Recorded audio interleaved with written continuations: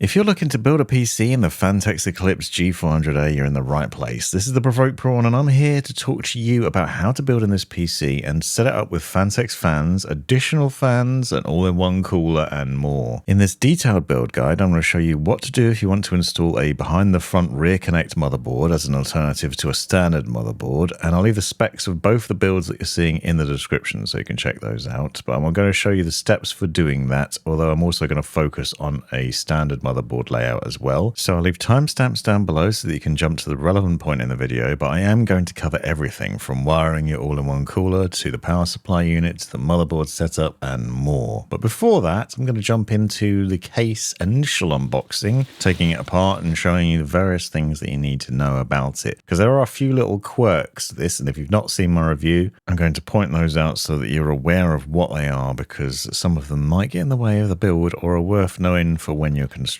the case. The glass panel removes with thumb screws on the side there. You need to unscrew those fully and then pull it out.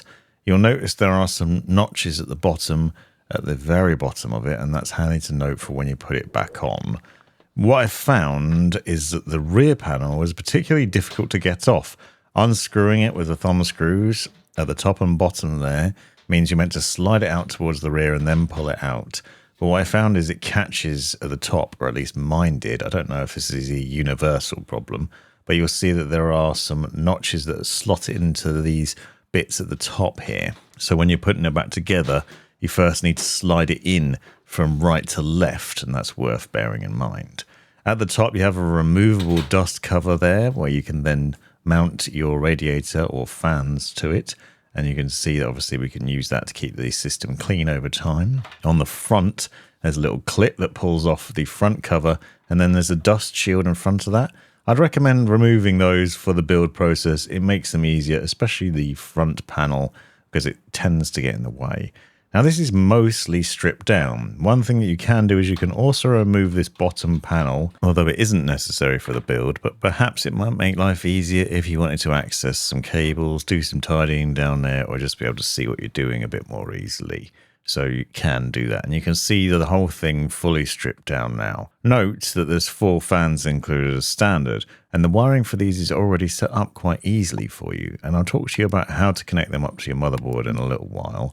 But that and the RGB strip are all wired into just 2 connectors, which makes life very straightforward. There's also worth noting that there's a hole down the bottom here in the middle of the bottom tray, which can be used for your GPU power cable, if you want to, and if you're not putting fans down there.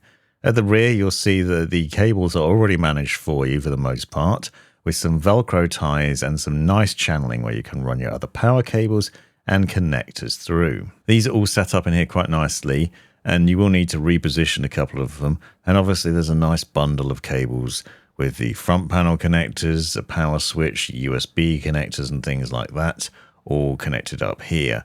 I'll show you where to plug these individual cables in later on, including where to put them on the motherboard and make your life a little bit easier, but you'll see everything from HD audio to front panel connections and more. The one thing that is convenient and easy is the RGB connection, as I mentioned, so the fan power and the RGB connector. On the right-hand side, in my right hand, is the 5-volt connector for the RGB. In the left is an alternative you can plug into a fan controller. And then you'll see the fan power cable. So that's for all fans in the system. Really simple. At the bottom, in the hard disk drive caddy, which can be removed with a thumb screw, you'll find the accessories box. The accessories box has all the screws and other things that you'll need inside it, including some additional cable ties which you can use to tie things down. Those are particularly handy if you're doing a rear connect motherboard build. You do need to sort these little screws out, so I've done that for you so that you can see what they look like. And I want to quickly go through what they're for. So you'll see these ones are for the motherboard and SSD installation. You've got long ones for bottom fans for additional fan installation. A small group of screws for hard disk drives.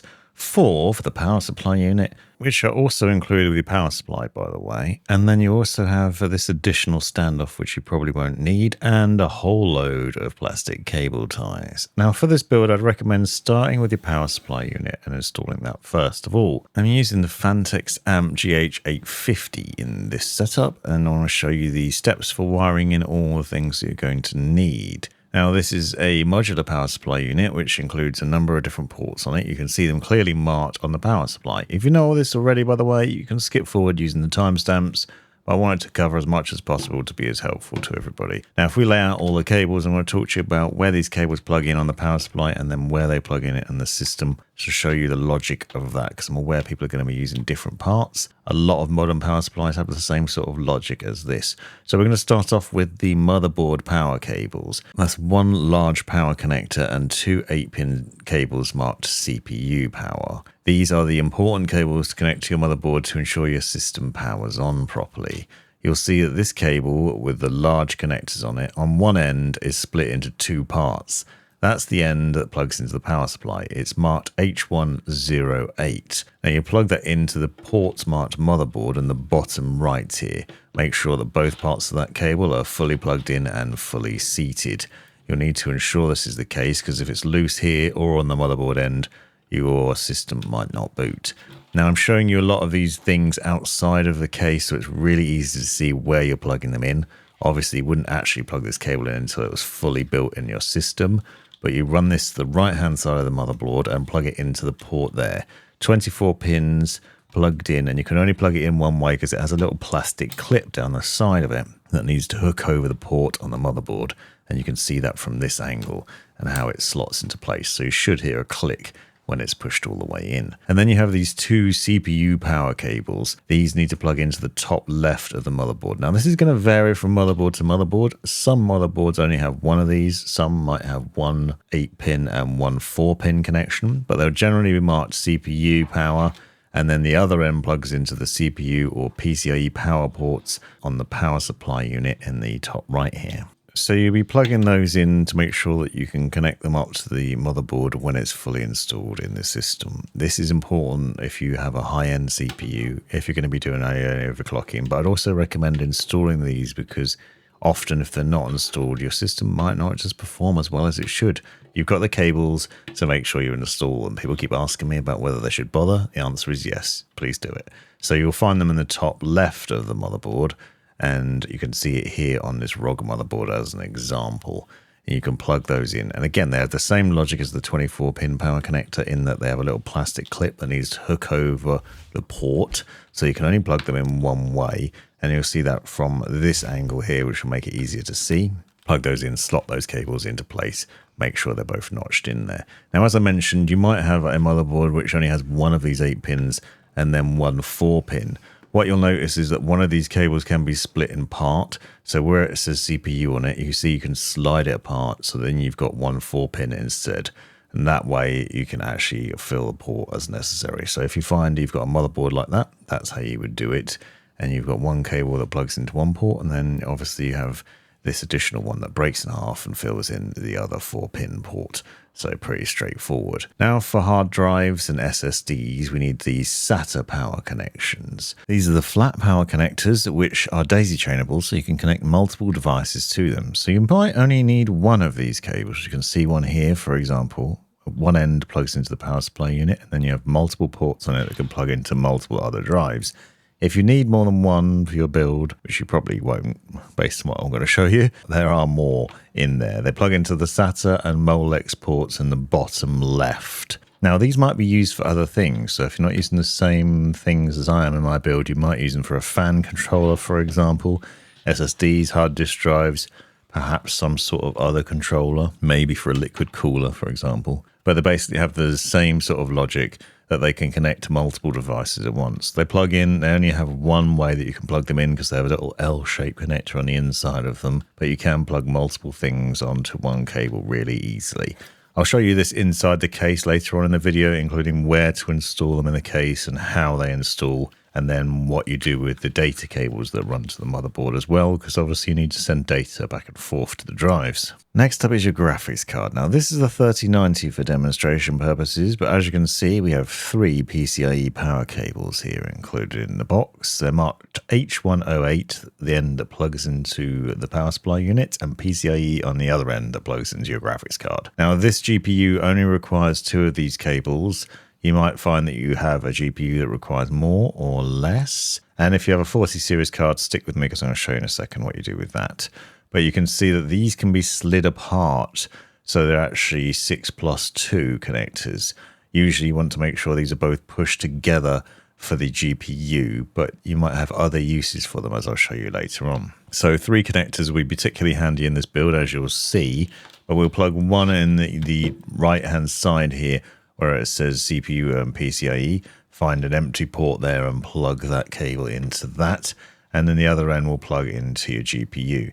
Now, knowing that I've got 2 connectors required here, I'm going to plug in the second one, and you'll see that this has a little plastic clip in there that notches into the power supply. This is the same for all the connectors, so you know that they're definitely pushed in all the way. So this 3090 requires 2 of the 8-pin power connectors. Now, a mistake that many people make here is that they don't push these connectors all the way in. Because these cables can be split in half, it's easy for part of it to become loose. Luckily, because these two slide together in this design, it actually fits in quite nicely, and you can see it clicks into place and clips over the little plastic clip on the port there on the GPU. So you just need to make sure that it's pushed all the way in and clicked into place, and that both cables have done the same, and so that they're fully seated. Now, alternatively, if you've got a 40 series or beyond GPU from NVIDIA, you may have this 12-volt high power or 600-watt connector on it. You'll see that this is quite a bit different. This is a Gigabyte 4070 Ti, just for a comparison's sake. And you can see there's a cable included with the Phanteks power supply, which has this special connector on it marked 600 watts. You'll notice it has standard pins on it and then some smaller additional ones on top. It's also the same connector on both ends. One end plugs into a special port on the power supply unit, the other end plugs into the GPU. It's really important that this is fully seated at both ends into the 12-volt 2x6 connector port here in the top left of the power supply unit and into the graphics card. You need to make sure it's pushed in all the way and it doesn't have any tension on it. Because this can potentially draw so much power, it can be a problem if not fully seated, or if pulled at a weird angle and taut under unnecessary pressure. And so just be careful there when you're installing it and running it through the case and plugging it in. Just make sure it's fully seated and clipped into place. But this is much nicer than the standard adapter that's usually included with these cards, where you'd need to use those PCIe power connectors instead. So work out which of these power cables you're going to need for your build and then plug them into the power supply now. This makes life a lot easier if they're all plugged in, because it means you don't have to try and work a cable into the build once you've finished. As you'll see, I actually end up missing one of the PCIe power cables for this particular build because the motherboard requires an additional one. I'll show you that later on, but I want to note it now. Make sure that you've got all the cables you're going to need, because it will make life easier, as you can see, because there's not a great deal of room down there. Slide the power supply into the case with the fan facing downwards so it can pull cold air from below. Then use the 4 screws to screw the power supply to the back of the case. These are included in the accessories box, as I showed you earlier on, but also with the power supply unit. Then we just need to run the cables to the logical place. So the 2 8-pin CPU power connectors, for example, run along this side here. You can see we've got some loops to run our plastic cable ties through, so you can tie these cables down. You do need to make sure that you do this in various spots throughout the case, because otherwise you'll have great difficulty getting the back of the case on. 24-pin power connector runs through the Velcro ties and through that channeling in the middle, because that's going to connect on the left-hand side here. And so you want to make sure you nestle as much of that away as possible, because it's quite thick and takes up quite a bit of room and juts out from the back of the case, which can be a problem when shutting that door. It might be worth using some of the plastic cable ties to hold it together. Now, I just want to quickly show you what to do if you're planning on using a rear connect motherboard. So I've got a Tough Gaming BTF motherboard here that I'm going to put into the build. I'm not going to use this throughout the entire build process because I want to show you a standard motherboard setup as well. But this rear connect motherboard has all its connectors on the back, and so it can end up looking really clean in the build when you've finished. You can see this is also a rear connect GPU, so there's no power cables on the graphics card, and you can see hardly any cables at all coming out of the build, so it looks really neat. So this motherboard installs into the case and uses the cutouts along the edge at the top and side for the power connectors and other things to go through to the rear, and then all the cables plug in at the back. Use these small screws to screw the motherboard into place on the standoffs that are already in place in the case. You don't need to put any extra ones in. And you have 9 screws there, 3 across the bottom, 3 across the middle, 3 across the top. And then you plug in the power cables as I showed you in the PSU section here. So the 24-pin power cable plugs in on the left-hand side here, and then you'd need to tighten that down and secure it in place there. The 2 8-pin CPU power connectors plug in on the top right-hand side, and again, make sure they're pushed all the way in and fully seated. With it being connected at the rear, you do need to make sure you tidy these cables up a bit though, otherwise you'll have trouble putting the rear panel back on. Now for the other connectors, USB-C plugs in near the 24-pin power connector, and that's that little flat connector that clicks into place there. Just below that is the USB-A connector, and these for the top panels on top of the case where you'd plug in external USB connections, and so you need to make sure they're slotted into place there. And you should find them on most BTF motherboards in a similar sort of location near the 24-pin power connector. Then you have the front panel power connector, which is marked F panel. That plugs into the bottom left of the motherboard. That will then allow you to turn the PC on with the power button on top. And then you've got that fan power connector and RGB connections that plug in down the bottom. And I'll show you this a bit later as well with a close-up shot of where they look like on the motherboard. But you're looking for a chassis fan header and 5-volt RGB header. And then we need a power cable for the graphics card. This is the 600 watt power cable, the 12-volt power connector, which plugs in on the left-hand side here. Plugs into the motherboard rather than the GPU in this instance, and then the power passes through into the GPU using the special connector on that graphics card. You can also at this stage access the back of the motherboard to install the back plate for a cooler. However, what I found is it's actually quite difficult in this instance, so I'd recommend installing it before you install the motherboard. This is because of the plastic cable channeling down the side there. I found that it was hard to get in, it was difficult to notch it into place, and it was just catching, so it's much easier to install it beforehand. Now for a standard build, I want to show you this Hero Maximus board instead, and the process for building with that. And I'm going to assume that most people will be using a standard motherboard, so this is an ATX board. I'm going to show you the setup process for that. And we're going to start off with the installation of Core Ultra 9 285K into the socket. So this is a new generation of CPU from Intel, and it's a LGA 1851 socket motherboard, which will be relevant for the socketing of the cooler in a little while. So carefully install that by lining up the notches and then seating it into the socket and then replacing that catch down there. Then just below that, you'll find the PCIe NVMe slots. You can remove that top heatsink and the sticker below it and then insert your drive, in this case WD Black SN850, into that port and then slide the little notch over to hold it in place.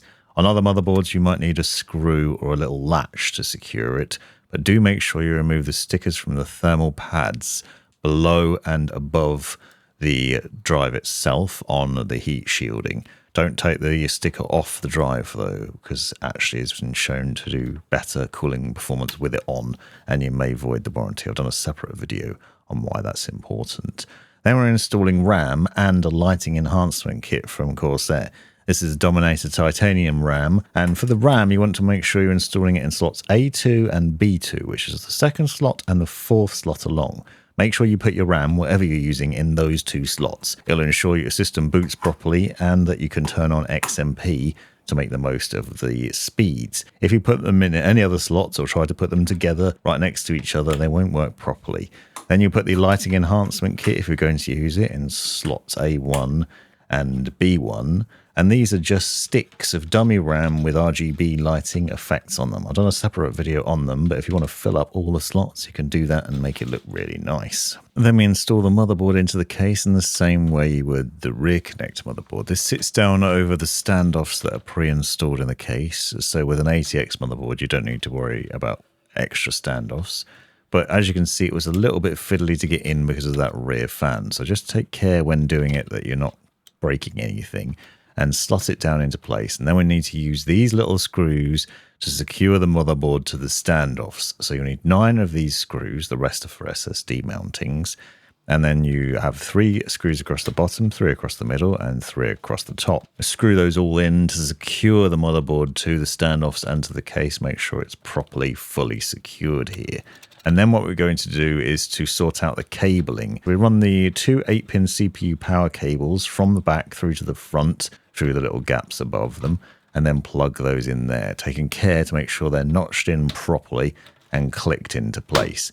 You might want to tidy these cables up a little bit and make use of the plastic cable ties and the little hook at the back so that you can neaten things up, because otherwise it might end up getting a bit messy. The 24-pin power cable can go through this rubber area here on the left-hand side of the back of the case, and then you can run that through to plug it in to the motherboard on the right-hand side here. So this power cable needs to be plugged in and notched down there and clicked into place. So make sure it's fully clicked in so you hear it click, and then you'll want to tidy those cables up a little bit. From there you can then run your USB-C connection through to the front. Now you can either go through the rubber area or through the little gap, depending on how neat you want to make it or what you're trying to do with the cables, and the USB-A as well. So these plug in on the right hand side just below the 24-pin power connector. You can see a shot here outside the PC, so it's nice and clear. But the USB-A one has a little plastic clip on it in the middle, so it'll only slot in one way. And the USB-C will only go in one way as well. So you need to make sure you can hear a click when it pushes into place. You should feel that too. Then the front panel connection, marked F panel, runs to the bottom here at the rear. And then you'll find there's a gap down the bottom underneath that you can run that through and towards the port. And then the HD audio, which is a 3.5mm connection, runs across to the other side. So F panel plugs in here, as you can see, just to make that nice and clear for you. On the right hand side, you should find that it is easy to plug in, and on most motherboards it'll be in the same position. Same for the HD audio, which plugs in on the left hand side bottom of the motherboard there. So nice and easy to see outside the case, and there it is. A little bit more fiddly when it's in, but you just plug it in now, and that'll make sure those things work as expected. So the power button, 3.5mm jack on the case. If you plan on using the standard fans included with the case and not much else, then you can use the 5V RGB connection and the chassis fan power connector, which is this one, to connect them directly to the motherboard and control them with the motherboard in terms of speed. So you're looking for a 5V RGB header, which is a 3-pin connector, and either a chassis fan header or system fan header. Usually down the bottom of the motherboard is where you'll find these. You'll see there's several of them down here. Plug the fan power connector into the chassis fan header and the RGB connector into the 5V header. There's an alternative that I'll show you in a little while, which works very well if you're using something like the Glacier One 360, for example. This is an all-in-one cooler from Phanteks, which goes very nicely in this setup, because it also includes the infinity mirror fans. So I'm going to show you the setup process for this and the logic of it, talk about the installation in this system. The fans themselves are already connected together, screwed together, and pre-wired, which makes them very easy to wire into this case, along with the fans that are already pre-installed there and set up for you. So it's nice and simple. You can see you've got a wire running down the side here that controls both the RGB lighting and the fan power, and it goes from fan to fan to fan. And then there's additional cables included, which you plug in so that you can set up the whole system. So I want to show you the logic for how to use this in this build. I've done a separate guide on it and reviewed it as well separately. If you want to see those videos, I'll link to them in the description. But what I'm going to do is mount it like this at the top of the case with the tubes on the right hand side so that the cooler's nice and visible and nothing's getting in the way. But I just wanted to work out the logic of this to show you how to do it, because what you want to do is make sure that when you go to install the fans, you're putting them on the radiator in a position where the cabling is mostly going to run to the rear.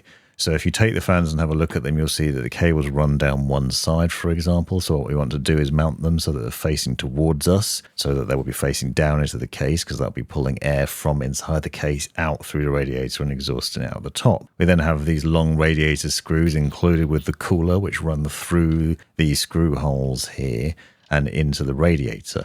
Now, it is worth noting that I did find a little bit of trouble here because they do interfere with the cables along the edge a little bit, so you do need to be careful when putting these in that you're not damaging those cables. So you basically need to make sure you're slotting those all into place and then screw all the screws through and secure the fans to the radiator. So once that's done, you then have these plastic clips which then can go down over the top of the screws to neaten things up. This ends up making the radiator installation look really nice and clean. And obviously you've also got the stickers over the top of the infinity mirrors that you want to remove before you install it into your system. And that's the radiator mostly set up. Now the wiring logic for this is pretty straightforward because there is a cable included, which you can see here, which then runs to the pump. Now you have options in how you're going to set this up in your system, because you can use a controller, which I'll show you in a little while, or you can connect the whole thing directly to the motherboard. But what we want to do here is to plug this connector into here and then connect it up to the pump head. And that's the nice thing about this system, is that it can be connected nice and easily together, and therefore control the RGB lighting on both the fans and also on the pump as well, because the pump also has a built-in fan that cools the VRM around it as well. So it's a very interesting design to it here. But what you're doing is you're slotting this cable into one end, plugging that in, and then you connect it up to the pump. Now it's worth noting there are additional cables included in the box, so you have options in how to set this up. So this cable, as you can see, first of all connects up here and then connects up to the pump. But what you can do instead is you can use a different cable, which I'll show you in a second, to connect the connections up to the motherboard instead. But if you want to integrate the whole system together, you plug these two things together like this, and then you can see there's another connection which is very similar on it there, and that plugs into our hub, which I'll show you in a little while, which is an additional purchase, but does make for streamlining the system a bit better. What you'll see here is, alternatively, there's another cable that you'd connect to the fans, so you connect this to the fans instead of the cable I showed you, and then that can be connected directly to the motherboard, allowing you to control the fan speed and RGB lighting of the fans on the radiator with your motherboard. So 5V RGB header and fan power connector goes directly to the motherboard if you're not using the hub. Now I'd recommend connecting these to the CPU optional or CPU fan and a 5V RGB header on the top right here. This means that your system will then be able to control the fan speed and RGB lighting, and it will spin those fans up faster when the CPU gets hotter, which means in turn it will cool the coolant down inside the system and therefore keep your CPU cooler in theory. What you then want to do is to take this small cable from the pump head and connect that to either CPU fan if you're not using it, or AIO pump headers on your motherboard. So that could connect to that, and then your fans go to CPU optional, for example, or the pump goes to AIO pump and the fans go to CPU fan. Alternatively, to streamline the system, you can use this Nexlinq Hub, which then enables you to connect the fans in the case and the RGB strip and the all-in-one cooler all directly to this, as well as some additional fans I'll show you in a second. So this hub has two connectors on it with that special flat connector that I just showed you, as well as a fan power and RGB connector on it as well. So it's perfect for this build and for what we're doing. It is an additional purchase, but it does mean that you can connect up multiple things to it really easily. It must be noted that it does have an additional connection on it, which might make life difficult depending on your graphics card. So it has a 6-pin PCIe power connector. If you remember earlier on, I showed you the 8-pin PCIe power connectors for your GPU. It's a similar cable to that, basically. You also need a USB connection from the controller to your motherboard, and that then allows you to control the RGB lighting and fan speed from the Phanteks software, which I'll show you at the end of the video. So you plug the pump connection into that. So as a reminder, the fans plug into the pump then plugs into that, and then you take the PCIe power cable from your power supply unit. So you can see a Corsair PSU here, but if we're using the Phanteks power supply with the same logic, and you split it so it's only got the 6-pin connector on it, and plug that in. It does need to be powered because obviously it's going to be powering loads of fans and RGB lighting, so that will make sure it has enough juice to be able to do that. You might not have spare, which could be a problem though, so it's worth noting. Make sure you've got enough from your power supply, and then connect the USB cable to the USB port in the bottom middle of your motherboard, usually in the middle. This one's slightly over to the right, but you'll see USB. We have 2 ports there where you can plug this in. Do make sure you do this though, because otherwise you won't be able to control it with the software. And then also we need to make sure that that little cable from the pump head has been plugged into either AIO pump or CPU fan, depending on the logic. Obviously I'm showing you this all outside the build just so it's really clear, but you can then plug the cables from that into it, as well as the cables from additional fans, which I'll show you in a second, as well as the cables from the fans in the case, all into it. Then you need to install the back plate for the cooler, which in this case you can see has some notches on it that need to be pushed out to the far edges. Now this will work with 1851 socket motherboards, so you just need to peel the stickers off the back, or the covers for the stickers, and then insert that into the rear of the motherboard. You can do this when the motherboard's in the case, but it is a little bit fiddly. So if you've been watching, you can hopefully get an idea to put this on beforehand before you've installed the motherboard. Sorry about the order there, it might be a bit confusing, but this is the best way to install that there. And then you can go about installing the standoffs, which you get from the bag marked LGA 1700. These ones will also work for the 1851 socket motherboard, so not to worry too much there. But those need to be screwed in with the small bit into the standoffs that come through from that bracket we've just put on the rear. You put them into all four corners surrounding the CPU and make sure they're nice and tight. Tighten them up as much as you can, because what you're going to do is to seat the cooler down over the top of these and then use thumb screws to secure it down in place. Do this prep beforehand before installing the motherboard in the case, just makes life a bit easier so that you can go about the prep without a hassle of fiddling around while you're in the build. And then what you want to do is to put the radiator in. You can see it's a little bit fiddly. What you want to do is to try and run the cables through, first of all, through the gap at the top, and then angle the radiator in so that it will actually slot into place. This can be a little bit tricky, a little bit fiddly to do, as you can see.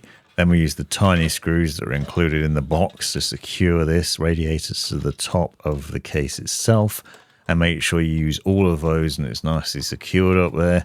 And then that's finally finished in terms of mounting that. And what we need to do is to put the pump down. So you can see there's a plastic cap there.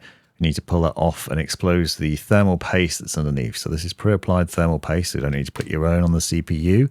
And then you just need to seat it down over those standoffs that we just installed, secure it down there, and then use the thumb screws that are included to secure the bracketing in place so that the cooler is seated down over the CPU.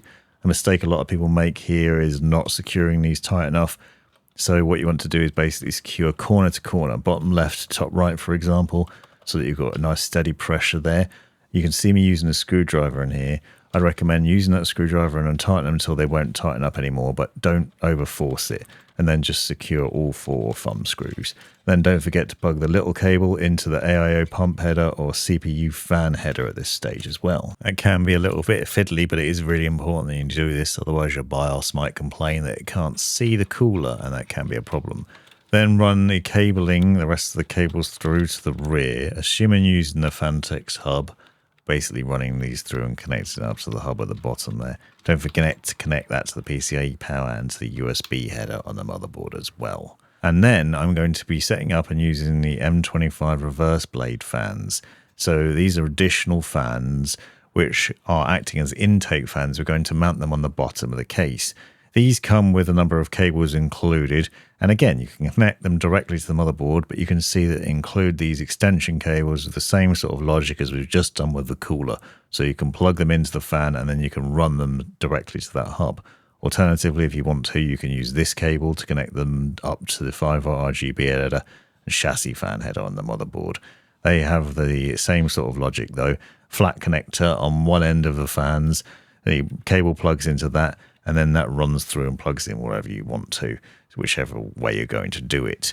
This allows you to control the RGB and the fan power really easily. So if you haven't got the hub and want to connect directly to the motherboard, you just need to look for a system fan header or chassis fan header and plug that cable into it, and then plug the 5V RGB header into the 3-pin connector on the motherboard as well, and then you'll have the RGB lighting set up. Alternatively, use this cable and run one end to the fan and the other end to the hub.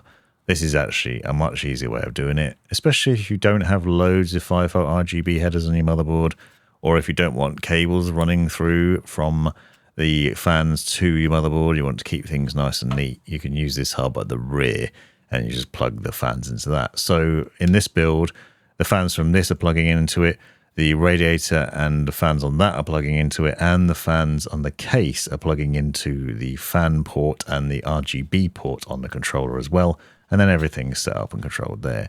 So if we're doing it that way, we're putting these fans on the bottom and then running that cable through to the rear. Note that I've shown in my review that having additional fans as intake on the bottom here does actually make quite a bit of difference. So I would recommend doing it. Although this is a budget case, it does make sense. Then you'll see that we have these long fan screws included with the accessories box for the case. So you need to use those to secure the fans to the bottom of the case. Basically, they're running through in the same way we did with the fans installing on the radiator. The screws go through the fans and into the case. These might be a bit fiddly for the same reasons they were with the radiator fans, in that there's those wires running down the side, so it's a bit tricky there. Watch out for that.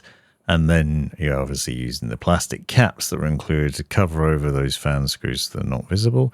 And don't forget at some point to remove the little stickers from the infinity mirrors as well. Once you're happy you're not going to get fingerprints all over them. Then you run that cable from those fans through to the rear and plug it into the Phanteks hub. You can see they've also got the fan power and RGB connections from the system, from the case, plugged into that as well. Now I noticed that I'd forgotten one important cable here, and this is a PCIe power connector which runs to the motherboard. So I'm trying to plug it into the power supply unit and then run it through. This is a little bit fiddly to do, which is why I recommend making sure you've got all your cables sorted out beforehand. This is fairly unusual, but this motherboard requires PCIe power just below the 24-pin power connector there. So it's an additional power cable, the same one you use for your graphics card, that needs to be plugged in there and run to the power supply unit. We're also using a 4070 Ti Super in this build, so I'm going to set this up. Now this is obviously a newish card which has the 12-volt high power connector on it. It does have an adapter where you can use PCIe power connectors and then connect it up, but we're going to use this 600-watt cable there. We need to remove the two brackets from the rear of the case there, and then put this into the top PCIe X16 slot just below where we installed our M2 NVMe a minute ago.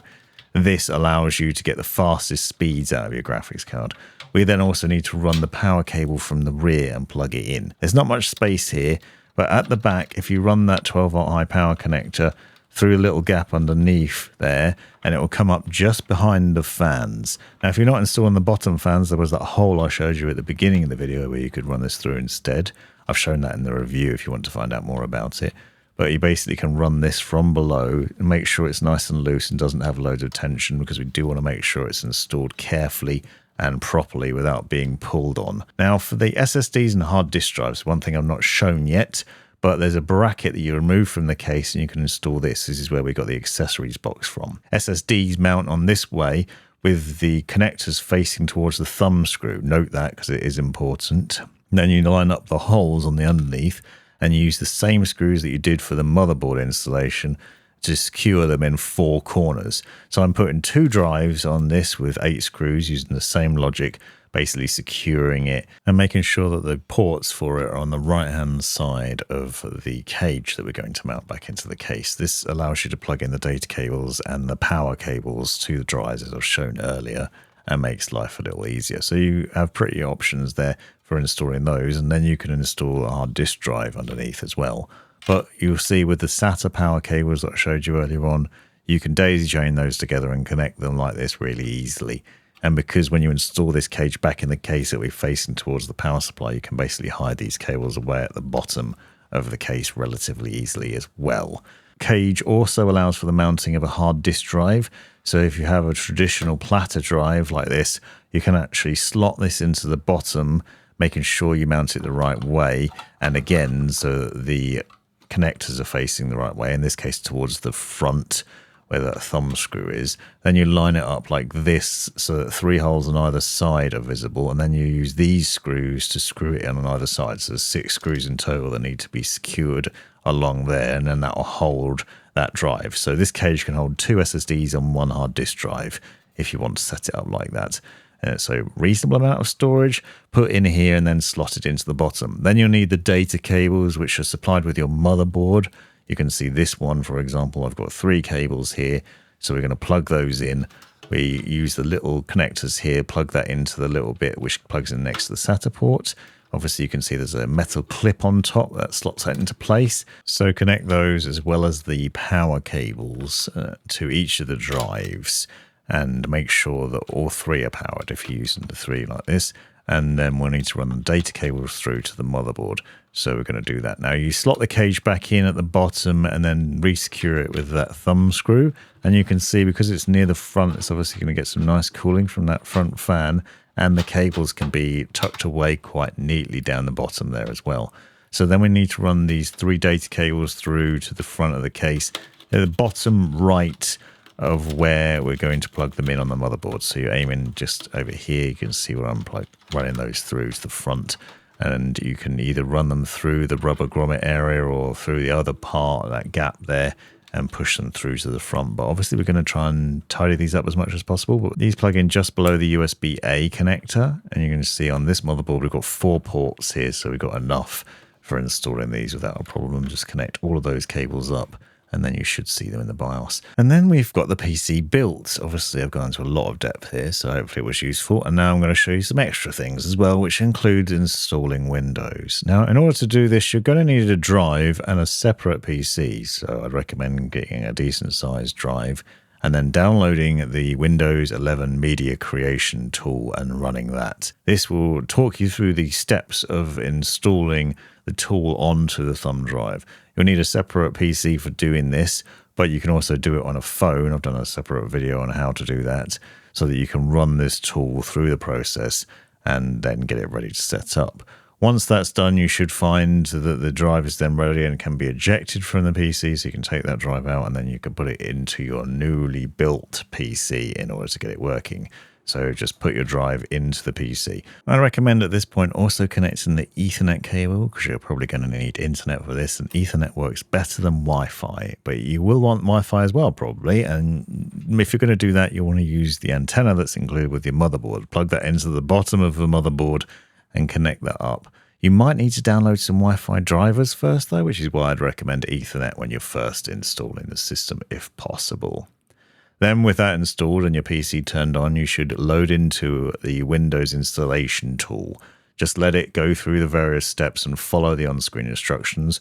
When it's finished and goes to restart, remove the drive and let it carry on. And eventually, after some time, you should find that you've then got Windows installed, and hopefully you can log in and go about the process of downloading the Phanteks software. So this is the Nexlinq Hub software, which allows you to control the RGB lighting. As you can see, I'm adjusting the RGB lighting, for example, here on all the fans and the RGB strip really easily.